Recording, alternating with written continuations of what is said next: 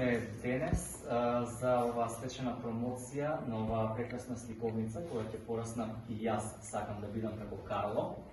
Меѓутоа, овој миг не представува само една промоција на ново книжевно дело.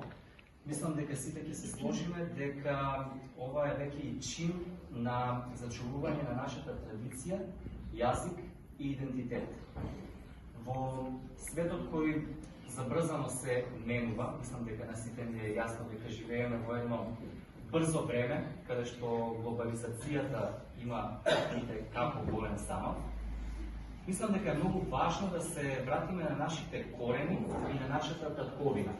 А тоа најдобро можеме да го направиме преку приказни кои што инспирираат.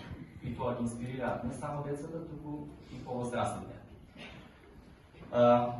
Денешната промоција е резултат на заеднички труд, па освен тоа што ќе ги запознаеме и самите автори на ова дело, ќе го оживееме и ликот на Карло. Тоа е едно младо момче со големо срце и едноставни соништа. Мислам дека тоа е и срцето на оваа сликовница, преку која што многу лесно може да се поврзат не само децата, туку и ние повозрастните. Не би сакал да должам многу, сакам да оставам малку простори на самите авторки, да кажат и тие нешто, така да ви благодарам за вниманието.